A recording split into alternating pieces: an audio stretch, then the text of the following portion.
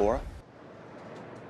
Companies are able to know exactly what I like just from what I tap on my phone. And it makes us social media users wonder just how much about us is in the cloud. Really, it's all about how much we let it know. Si se perdieron los premios Oscar anoche, seguramente se están preguntando a qué se refiere el hashtag OscarGate. El premio más grande de la noche, Mejor Película, fue galardonada 2 veces antes que concluyera la noche. I'm standing right outside Binkley Baptist Church where boxes are still being unloaded for tomorrow's 66th annual Christmas house hosted by the Chapel Hill Service League. Let's take a look. There are 3 keys to success to this academic game plan.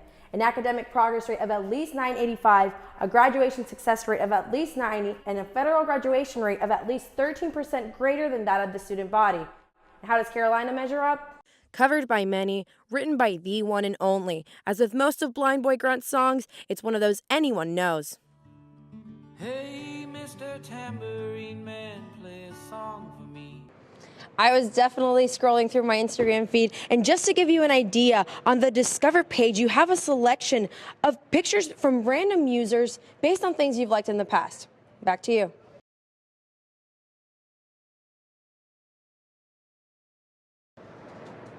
Companies are able to know exactly what I like just from what I tap on my phone, and it makes us social media users wonder just how much about us is in the cloud. Really, it's all about how much we let it know. It was crazy. On a casual social media scroll, Justin Fouts noticed something a little odd after he got tickets to the Deepak play, The Bodyguard. And I was scrolling through Instagram, and the first ad I saw, probably like 5 swipes down, was an ad for The Bodyguard. I was like, whoa. Marketers and advertisers call it targeted advertising, using data from your device to track things you like and sell them to you. This is nothing new. Instagram started using targeted advertising in 2015 when its parent company, Facebook, decided it could use advertising on Instagram for profit. John Sternstein, CEO of Stern Security, says Facebook is on the list of networks that save user data and sell it to third-party businesses. There's really no way to avoid it completely if you're using these services. Identity theft and security compromise are just some of the risks involved with putting your information in the cloud. If that third party gets hacked, you now have a third party that has all of your information from your name, birthday, location. And if you think deleting your profiles is the answer, you're wrong. If you had it in the past, some of that stuff is still in the cloud somewhere, right? You're absolutely right. You're absolutely right. That information is never deleted. Even if you do delete it, it is stored somewhere. It's a risk social media users seem to be willing to take. When it comes combining, say, Instagram and Facebook and LinkedIn, a little bit of Twitter, I'd say I'd probably check it a good 5 to 6 times a day. I was definitely scrolling through my Instagram feed, and just to give you an idea, on the Discover page, you have a selection of pictures from random users based on things you've liked in the past. Back to you. Laura Brache, live in Raleigh. Cyril Prabhu worked in data mining at Bank of America for more than 10 years. During this time, Prabhu started looking at the lives of inmates. I started mining the data about the criminal justice system in this country. And for the first time, it just alarmed me. The numbers.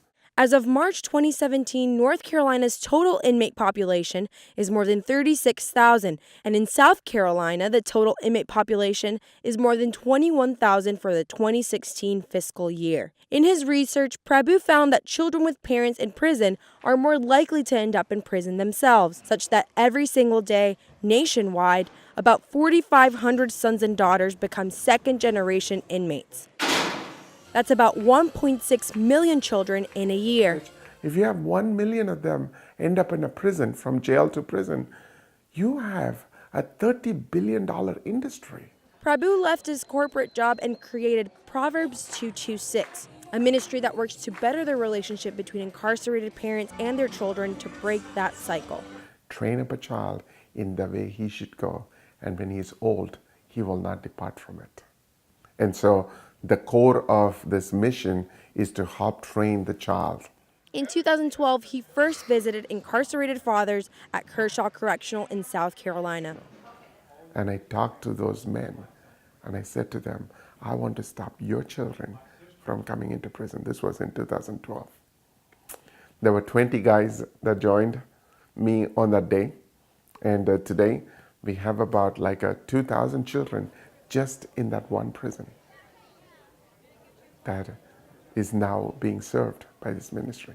Cyril and his Proverbs 226 team hope to motivate the children they work with to attend college. And so far, 5,000 are on their way. In Charlotte, I'm Laura Brache reporting.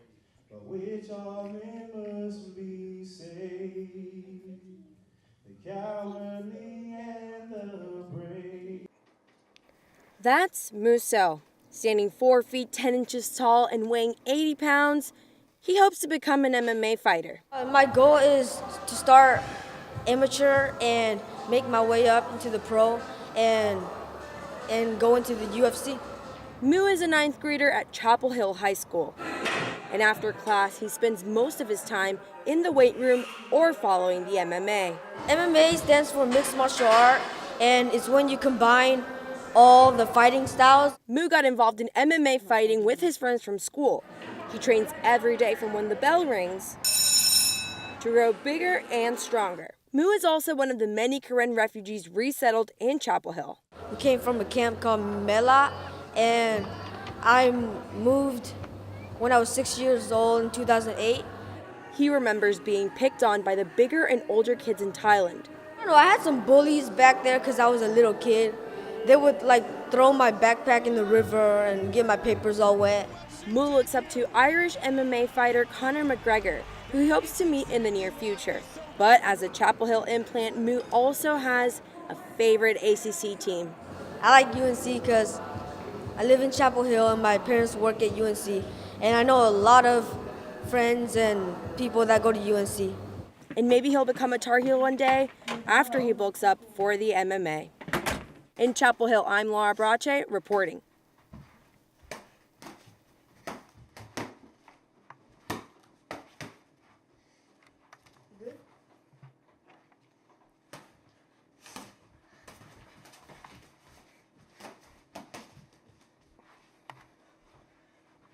Covered by many, written by the one and only. As with most of Blind Boy Grunt's songs, it's one of those anyone knows. Hey, Mr. Tambourine Man, play a song for me. I'm not sleepy, and there is no place I'm going to.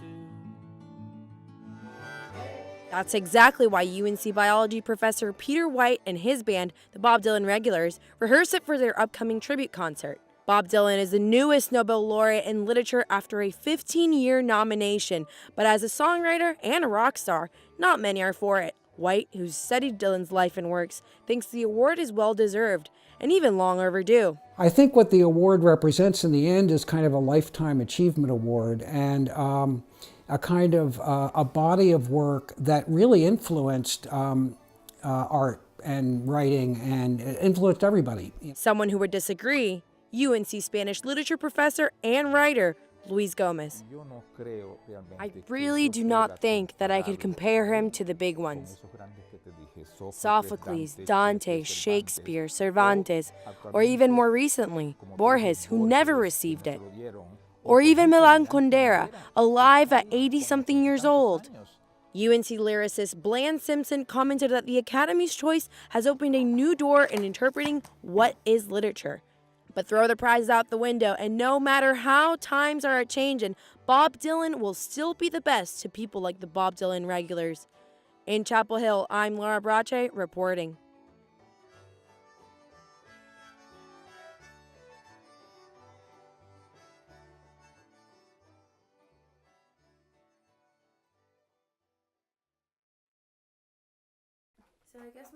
This is Amirani. She's a 21-year-old from Durham. She works as a caregiver at Duke Hospital. She's also undocumented. Amirani received deferred action for childhood arrivals, or DACA, back in 2012. But after this year's election, she believes life as she's known it is about to change. Cancel unconstitutional executive orders. I have DACA, which means that the moment that they take away DACA, I'm out of a job. The thing that has helped me, financially help my family.